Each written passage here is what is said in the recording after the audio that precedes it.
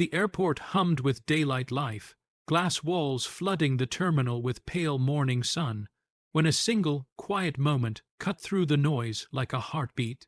Among rolling suitcases and glowing departure boards sat a man in a tailored suit, shoulders heavy, eyes hollow, hands clasped as if holding together something already broken. He had everything money could buy, yet nothing he could feel. And then a small shadow stopped in front of him, a child-sized pause in a world rushing past, and a question rose that would undo him completely. "Are you lost too, mister?" the little girl asked the lonely CEO at the airport. And in that instant, the most powerful man in the room realized he truly was.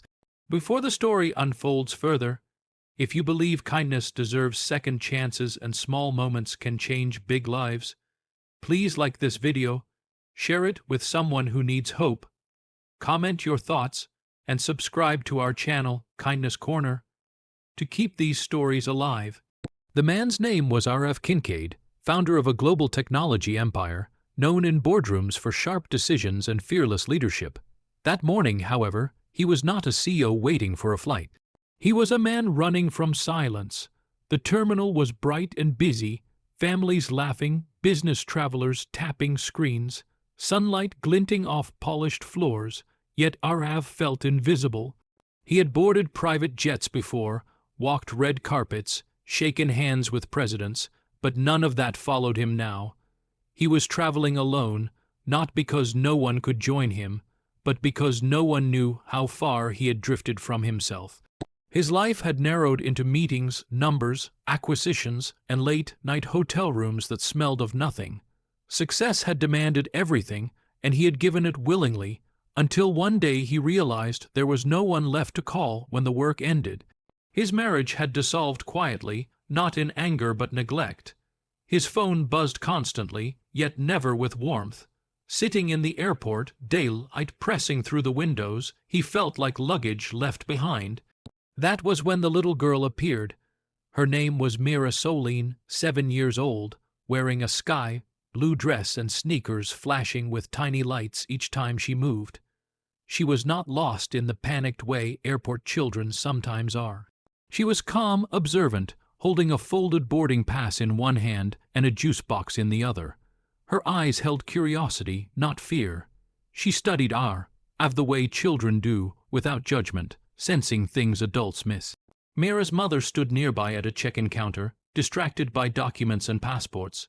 The airport was safe, open, bathed in daytime clarity. Mira had simply wandered a few steps away, drawn not by toys or screens, but by sadness she could feel without understanding. She looked at Arav's face, the tight jaw, the tired eyes, the way his expensive watch seemed heavier than useful. Children recognize loneliness the way birds sense weather. When her question reached him, it did not sound childish. It sounded honest. It cracked something open that years of therapy, strategy sessions, and motivational speeches never had. Arav did not answer right away. He looked around as if expecting someone else to respond. But the question was clearly meant for him. In that bright terminal, surrounded by life moving forward, he felt seen for the first time in years. He finally gave a small, broken smile and admitted, without words, what he had never said out loud. He was lost despite maps, assistants, calendars planned months ahead. Lost in a life built for applause but empty of meaning. Mira listened the way only children can, fully present, unburdened by solutions.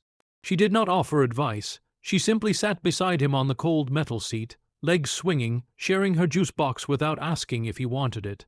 The simplicity of the gesture carried more comfort than any luxury he owned. As the minutes passed, Arav felt his breathing slow.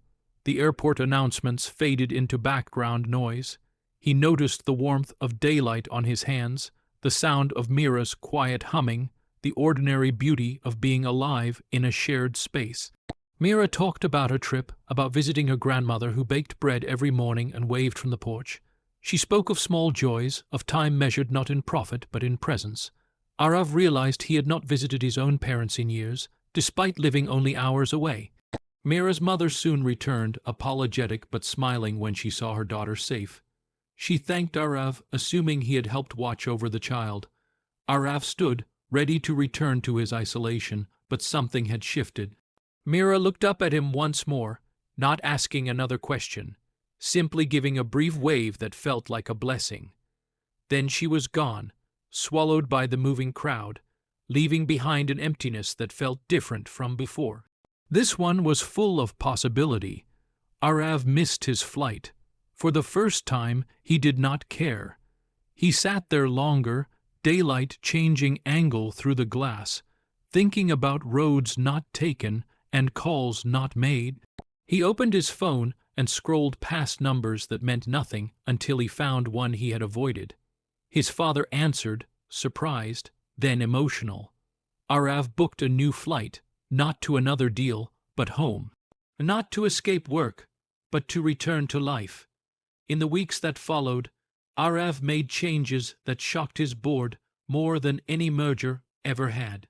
He stepped back from constant control, invested in people rather than pressure, and started a foundation focused on children and families in transit, those lost in between places. He often thought of airports as spaces of transition, where lives cross briefly yet profoundly. He never saw Mira again, but he carried her question with him like a compass. Just before we reach the end, I have a small request for you. Please comment below one word that this story stirred in your heart. Your words help this channel grow and remind others they are not alone. Years later, Arav would still travel, still lead, still succeed, but he no longer measured his worth by arrivals and departures. He measured it by moments of presence, by calls answered, by time given freely, and sometimes in bright terminals filled with daytime noise and movement.